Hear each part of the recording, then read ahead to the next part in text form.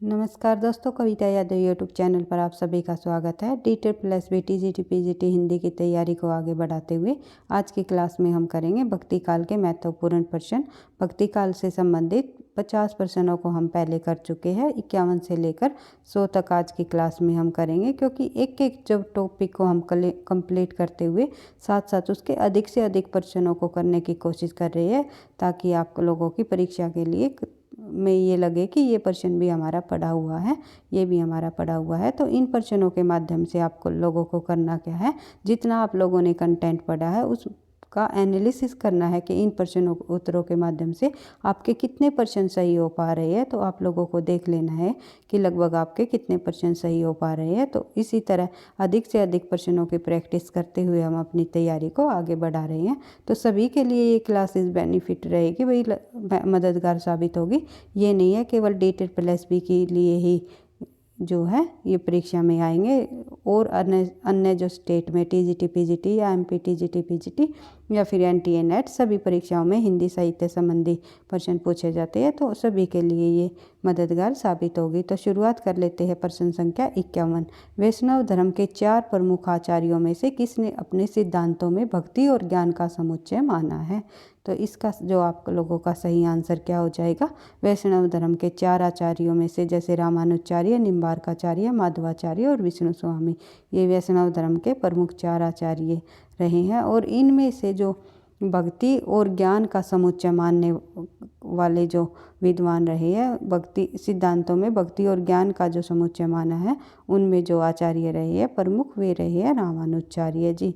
रामानुजाचार्य इसका सही आंसर हो जाएगा। बढ़ते हैं आगे। प्रश्न संख्या 52।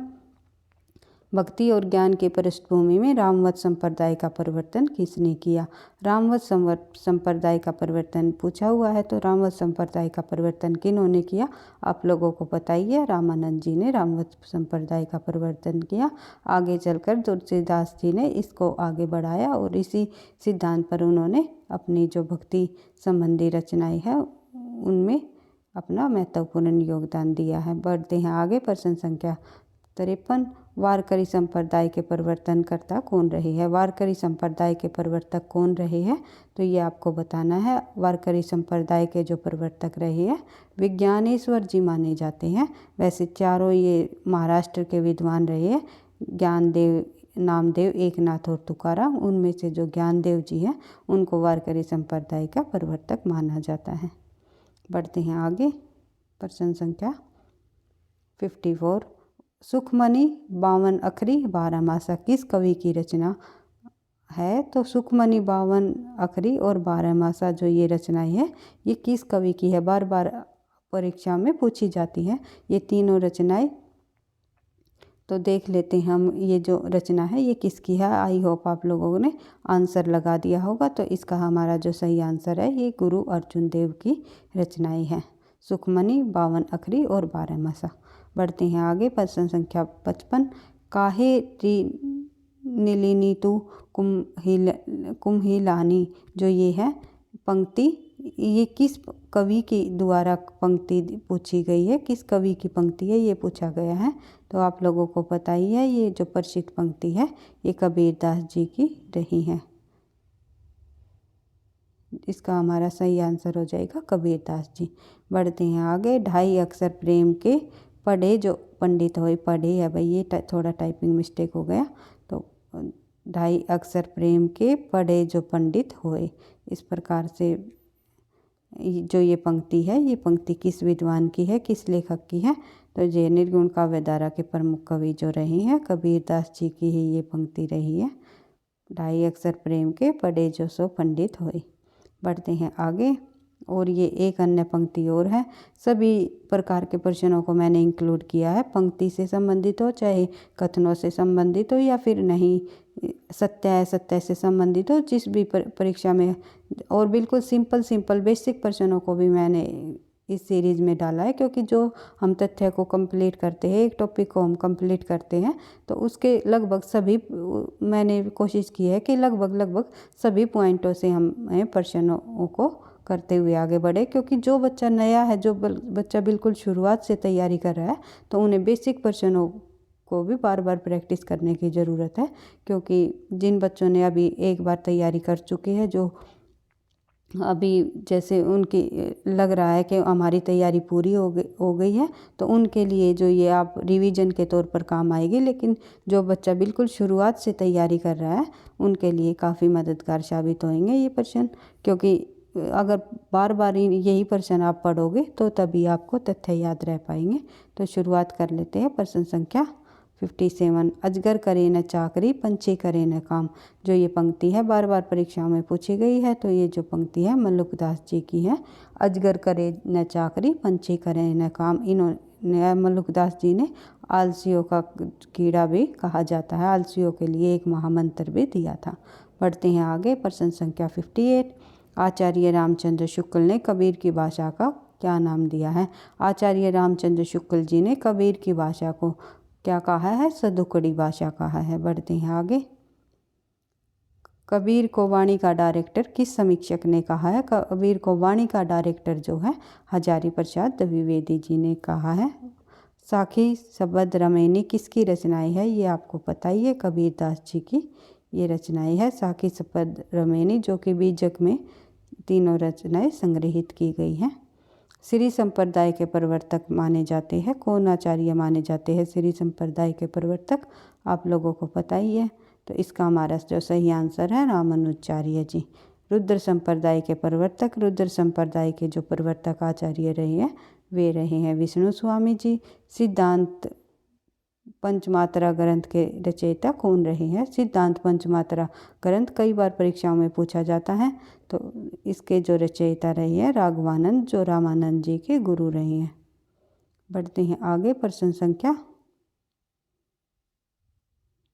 एक सेकंड भाई, हाँ, सिद्धांत पंचमात्रा हमने देख लिया, राघवानंद जी रहे हैं इनके रचयिता, जो रामानंद के गुरु रहे हैं। और जॉर्ज गिरियसन के अनुसार राघवानंद रामानंद जी के गुरु माने जाते हैं। और ये जो जॉर्ज गिरियसन जी ने एक बार कहा था कि राघवानंद जी जो है दक्षिण भारत से आए थे और बहुत भटकने पर वह बनारस में आकर बस गए।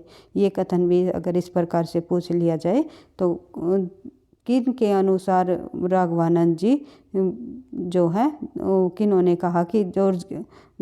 कहा कि राघवानंद जी दक्षिण भारत से आए और बहुत भटकने के बाद बनारस में बस गए। तो ये जो बात कही है ये कथन कहा है जॉर्ज गिरियसन ने कहा है। ये आपको ध्यान रखना है राघवानंद जी के बारे में, और रामानंद जी के ये गुरु रहे हैं। बढ़ते हैं आगे। गुरु नानक का जन्म किस सन में हुआ? गुरु नानक का जो जन्म है किस सन में माना जाता है? आप लोगों को पता ही है, 1469 ईस्वी में गुरु नानक का जन्म तालवंडी में हुआ। बढ़ते हैं आगे। इनमें से कौन संत नहीं है? कौन संत नहीं है? इनमें से कौन संत कवि नहीं है? तो देख लेते हैं। हरिदास निरंजनी, दादू दयाल और सुंदरदास, ये तीनों हमने पढ़े थे संत कवियों के अंतर्गत। लेकिन जो मीराबाई है सगुण काव्य धारा की प्रमुख कवि रही है, कृष्ण की भक्त रही है। इन्होंने कृष्ण के जो भक्ति है उन्होंने अपने सपूत पदों में की है। कृष्ण की भक्ति के जो पद है उन्होंने उसके सपूत पदों में मिलती है मीराबाई जी के। और मीराबाई जी का अगर बात करें तो गुरु किने माना मीराबाई जी ने? रैदास जी को। रैदास का एक नाम और है रविदास।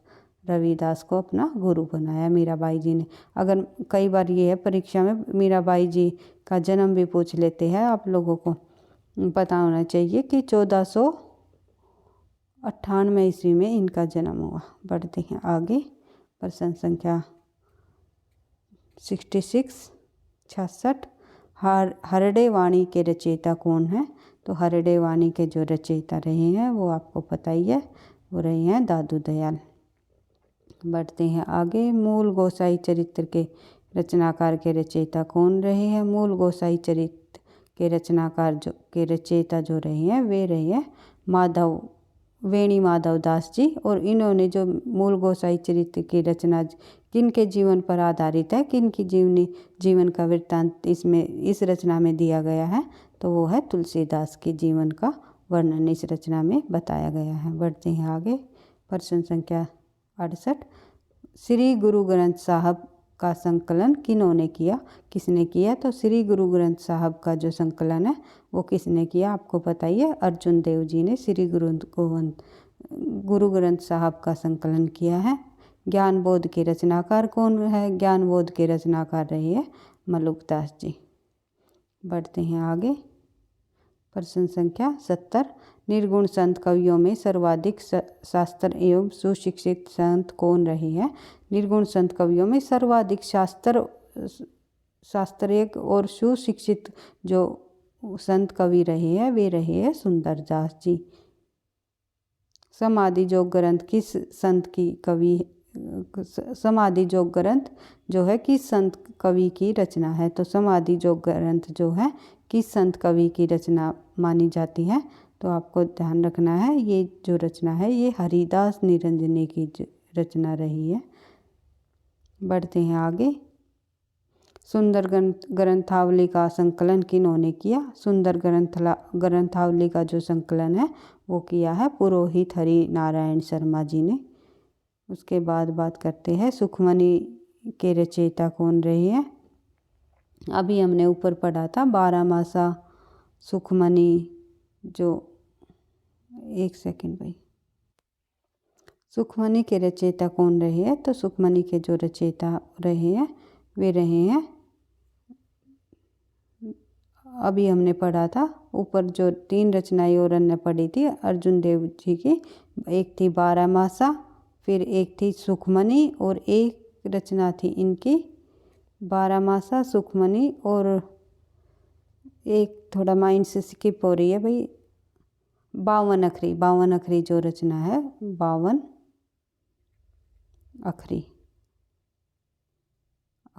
52 अखरी जो रचना है वो रही है अर्जुन देव जी की। 12 मासा, 52 अखरी और सुखमणि जो ये रचना है ये अर्जुन देव जी की रचना रही है। इस तरह आपको ध्यान रखनी है बिल्कुल, क्योंकि मिलती जुलती रचनाएं है और इसमें आपको कन्फ्यूजन हो जाएगी। अर्जुन देव के कितने पद गुरु ग्रंथ साहिब के में संकलित है? तो 6000 पद जो है गुरु ग्रंथ साहिब में संकलित है। असा दीवार सोहिला रहीरास, एक तो अर्जुन देव की रचनाएं और एक जो ये 3 रचनाएं है आसा दीवार और सोहिला रहीरास, बार बार परीक्षाओं में पूछी जाती हैं तो आपको याद रखनी है। तो ये 3 रचनाएं जो है आसा दीवार सोहिला रहीरास ये गुरु नानक की रचनाएं है और सुखमणि 52 अखरी 12 मासा ये 3 रचनाएं जो है वो अर्जुन देव की हैं। इनमें आपको ध्यान रखना है क्योंकि इन जो 6 रचनाएं हैं इनमें से ही पूछा जाता है परीक्षा में कि इनमें से कौन सी रचना अर्जुन देव की नहीं है, तो उनमें गुरु नानक की रचना को डाल दिया जाता है एक को, और फिर इनमें से कौन सी रचना गुरु नानक की नहीं है तो अर्जुन देव की रचना को डाल दिया जाता है। तो दोनों की जो 3 रचनाएं हैं ये आपको बिल्कुल रट लेनी है कि ये 3 रचनाएं गुरु नानक की है और ये 3 रचनाएं अर्जुन देव की हैं। बढ़ते हैं आगे। प्रश्न संख्या 76। जमवंतनाथ ने अपने मत का प्रचार करने के लिए किस संप्रदाय की स्थापना की? जमवंतनाथ जो कवि रहे हैं उन्होंने अपने मत का प्रचार करने के लिए किस संप्रदाय की जो स्थापना की है वो संप्रदाय रहा है वैष्णवी संप्रदाय। बढ़ते हैं आगे, देख लेते हैं क्वेश्चन नंबर 77। अंतानंद कबीर सूखा सुरसरी पद्मावती नरहरि पीपा भावानंद रैदास गन्ना सेन सुसरी की घरहरी रामानंद के शिष्यों की यह सूची किस काव्य ग्रंथ में दी गई है? जो ये 12 शिष्य दिए गए हैं रामानंद जी के, इसकी जो सूची है वे किस ग्रंथ में दी गई है ये पूछा हुआ है। तो ये हमारा जो सही आंसर हो जाएगा भक्तमाल, जो कि नाभादास जी की रचना ग्रंथ रहा है। पढ़ते हैं आगे। भक्तमाल के रचयिता कौन रहे हैं, रचनाकार कौन रहे हैं? वो रहे हैं नाभादास जी, आपको पता ही है। बढ़ते हैं आगे। 84 वैष्णव की वार्ता को 84 वैष्णव की वार्ता और 200 वैष्णव की वार्ता के वस्तुतः है, मतलब किस प्रकार की रचना है ये 200 वैष्णव की वार्ता और 84 वैष्णव की वार्ता? ये रही है जीवन वृत्तांत। 84 वैष्णव की वार्ता में जो है वल्लभाचार्य के 84 शिष्यों का जीवन वृत्तांत बताया है और 200 वैष्णव की वार्ता में 252 शिष्यों का जीवन वर्णन किया गया है। भक्ता नामावली के रचनाकार कौन है? भक्त नामावली के जो रचनाकार रहे हैं वो कौन रहे हैं, आपको ये ध्यान रखना है। इनके जो रचना रही है ध्रुवदास रही है, बार बार परीक्षा में पूछी जाने वाली रचना है। बढ़ते हैं आगे। साखी का मूल तत्सम क्या रहा है? तो साखी का मूल जो तत्सम है वो क्या रहा है? वो है साक्षी। परीक्षा में पूछा जाता है। बढ़ते हैं आगे, देख लेते हैं प्रश्न संख्या 82। संत काव्य में किस रस की प्रधानता है? तो संत काव्य में किस रस की प्रधानता बताए मानी जाती है? तो हमें पूरे के पूरे संत काव्य में शांत रस की प्रधानता रही है, ये आपको ध्यान रखना है। बढ़ते हैं आगे, प्रश्न संख्या 83। कबीर की उलटबासियों में कौन सा रस प्रमुख है? तो आपको बताना है कबीर की उलटबासियों में जो है अद्भुत रस प्रमुख रहा है। प्रश्न संख्या 84। अवधू गगन मंडल घर कीजिए, यह पंक्ति किस कवि की है? तो अवधू गगन मंडल घर कीजिए जो पंक्ति है वो किस कवि की पंक्ति दी गई है? तो ये दी गई है कबीरदास जी की पंक्ति रही है ये। प्रभु तुम चंदन हम पानी, यह पंक्ति किसकी है? ये जो प्रमुख पंक्ति रही है प्रभु तुम चंदन हम पानी, रैदास जी की प्रमुख पंक्ति रही है। दुल्हनी गाओ मंगलाचार पंक्ति किस कवि की रचना है? किस कवि की पंक्ति है ये? तो ये जो है पंक्ति है कबीरदास जी की पंक्ति है। विशिष्टाद्वैत के संबंध में कौन सा कथन असत्य है? तो विशिष्टाद्वैत के संबंध में कौन सा कथन असत्य है ये आपको बताना है। तो विशिष्टाद्वैत के संबंध में जो कथन है वे हम देख लेते हैं। जगत वास्तविक है, जगत शरीर है और ब्रह्मा शरीरी, ये बिल्कुल सही है। जगत मिथ्या है, जगत मिथ्या है, इसमें ये बताया गया है। विशिष्टाद्वैतवाद के संबंध में ये जगत को मिथ्या नहीं बताया गया, जगत को अभी हमने पढ़ा है जगत वास्तविक है। तो ये कथन हमारा गलत हो जाएगा, असत्य हो जाएगा। ब्रह्मा जी व जगत को धारण करता हुआ उसका नियमन करता है, ये बिल्कुल सही है। उसके सही आंसर जो है हमारा सी हो जाएगा कि जगत मिथ्या है, क्योंकि विशिष्टाद्वैतवाद में जगत को वास्तविक बताया है, मिथ्या नहीं बताया। मिथ्या मतलब झूठ। बढ़ते हैं आगे। हिंदी भक्ति साहित्य को प्रभावित करने वाले राधावल्लभी संप्रदाय का संबंध किससे जोड़ा जाता है? तो हिंदी भक्ति साहित्य को प्रभावित करने वाले राधावल्लभी संप्रदाय का संबंध पूछा हुआ है, किससे जोड़ा जाता है? तो राधावल्लभी संप्रदाय का जो संबंध है वो किससे जोड़ा जाता है आपको बताना है। तो एक सनक संप्रदाय हुआ है जिनका प्रवर्तनकर्ता कौन रहे हैं? निम्बार्काचार्य, जिन्होंने द्वैतवाद का सिद्धांत का प्रवर्तन किया था। और इनका जो संप्रदाय रहा है निम्बार्काचार्य जी का, तो इन्होंने क्या किया था? सनक संप्रदाय का प्रवर्तन किया था। और इन्होंने जो है राधावल्लभी संप्रदाय से ये जोड़ा था सनक संप्रदाय को। पढ़ते हैं आगे। पानी ही तो हिम बया, हिम है गया बिलाए, यह पंक्ति किस कवि की है? तो पानी ही तो हिम बया, हिम है गया बिलाए, जो ये पंक्ति है ये किस कवि की है? तो ये जो है कबीरदास जी की ही पंक्ति है। क्योंकि कबीरदास जी की पंक्तियाँ मैंने अधिक इसलिए ली है क्योंकि परीक्षाओं में कई बार पूछी जाती हैं। इनमें से कौन सी पंक्ति, जो पंक्तियों से मिलान से भी संबंधित प्रश्न पूछ लिए जाते हैं तो कबीर की पंक्तियाँ एक पंक्ति अवश्य ही दी जाती है, तो इससे हमें पहचान हो जाती है कि हाँ ये पंक्ति कबीरदास जी की है, तो इससे इसका मिलान होगा। गुरु नानक का जन्म कहाँ हुआ? मैंने आपको बताया था 1469 ईस्वी में तालवंडी में गुरु नानक का जन्म हुआ। सुंदर विलास के रचयिता कौन रहे हैं? जो संतों में सबसे सुशिक्षित कवि रहे हैं सुंदर विलास के रचनाकार रहे हैं, रचयिता रहे हैं। बढ़ते हैं आगे। भक्ति पर एक वर्ग विशेष के अधिकार को समाप्त करने की उद्घोषणा किसने की? भक्ति पर एक वर्ग विशेष के एकाधिकार को समाप्त करने की जो उद्घोषणा है वो किसने की है, ये आपको बताना है। तो इसका जो हमारा सही आंसर हो जाएगा वो हो जाएगा रामानुजाचार्य, क्योंकि रामानुजाचार्य ने उत्तर भारत में आकर भक्ति के द्वार जो है सभी के लिए खोल दिए थे, इसलिए उन्होंने एक वर्ग विशेष के एकाधिकार को समाप्त कर दिया था। पहले जो दक्षिण भारत में भक्ति का प्रचार हो रहे थे तो केवल ब्राह्मण और क्षत्रिय ही भक्ति कर सकते थे। उन्होंने जो आगे चलकर जो भक्ति का प्रचार किया था, जो भक्ति के द्वार है सभी लोगों के लिए खोल दिए गए थे। इसका जो ये हमारा सही आंसर हो जाएगा रामानंद, सॉरी भाई रामानंद जी हमारा इसका सही आंसर हो जाएगा। बढ़ते हैं आगे।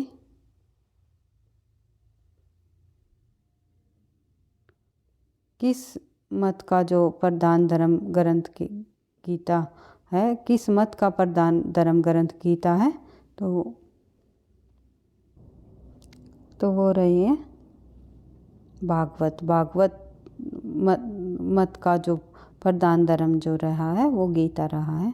बढ़ती हैं आगे। सूफी कवियों की मुख्य भाषा है, सूफी कवियों की मुख्य भाषा जो है अवधी रही है, आपको पता ही होगा। बढ़ते हैं आगे।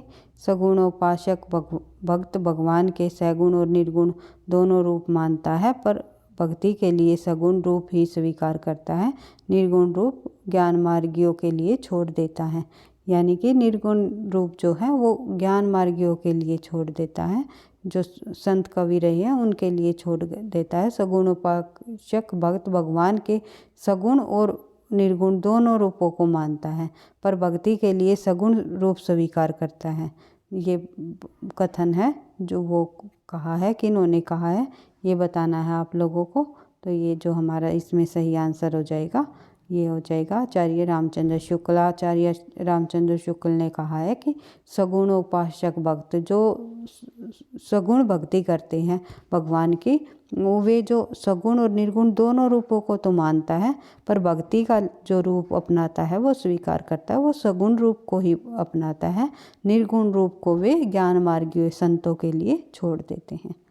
पढ़ते हैं आगे। प्रश्न संख्या 96।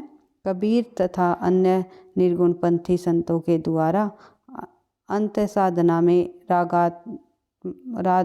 रागात्मिकता भक्ति और ज्ञान का योग तो हुआ, पर कर्म की दिशा वही रही जो नाथपंथियों के यहाँ थी। तो यह जो कथन है, यह कथन भी किन के द्वारा दिया गया है, यह कथन किसका है, यह कथन भी जो है रामचंद्र शुक्ल जी का रहा है। बढ़ते हैं आगे। नामदेव का संबंध किस प्रवृत्ति से है? नामदेव का जो संबंध है वह किस प्रवृत्ति से माना जाता है कि सगुण उपासक भक्त रहे हैं नामदेव, या निर्गुण उपासक रहे हैं, या किस प्रकार नाथपंथियों के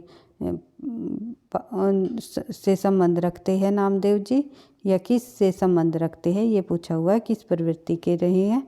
तो रामदेव जी रहे हैं सगुणोपासना एवं निर्गुणोपासना जो रहे हैं। पहले ये निर्गुण भक्ति करते थे, फिर बाद में सगुण भक्ति करने लग गए नामदेव जी। बढ़ते हैं आगे। विठोबा का भक्त किससे माना जाता है? विठोबा का भक्त जो है किससे माना जाता है? आप लोगों को पता ही है, विठोबा का जो भक्त है वो माना जाता है नामदेव जी को। नामदेव जी इसका सही आंसर हो जाएगा। भक्तमाल के अनुसार रामानंद के कितने शिष्य थे? भक्तमाल के अनुसार रामानंद के जो है 12 शिष्य थे, जिनमें कबीर भी शामिल है। बढ़ते हैं आगे। प्रश्न संख्या 100।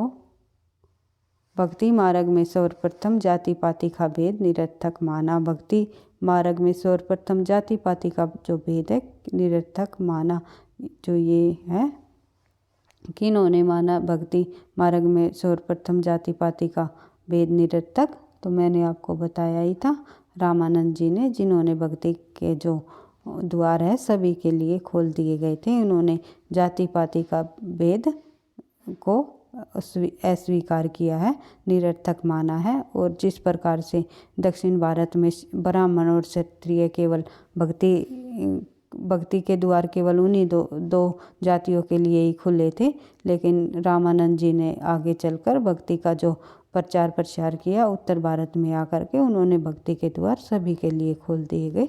इस प्रकार से जो हमने भक्ति काल से संबंधित जो है और अन्य 50 प्रश्नों को किया है, लगभग हमारे 100 प्रश्न हम कर चुके हैं। और देखते हैं जितने हम जो हम टॉपिक कंप्लीट करते जाएंगे उनसे संबंधित जितने भी हमारे अधिक से अधिक प्रश्न बनेंगे तो हम सभी प्रश्नों को करते हुए अपनी तैयारी को आगे बढ़ाएंगे। भक्ति काल के लगभग अधिक प्रश्न बनेंगे भाई, क्योंकि भक्ति काल थोड़ा सा और कालों से अधिक बड़ा है, तो इसलिए हमने प्रश्नों को छोड़ना नहीं है, बिल्कुल सभी प्रश्नों को करते हुए आगे बढ़ना है।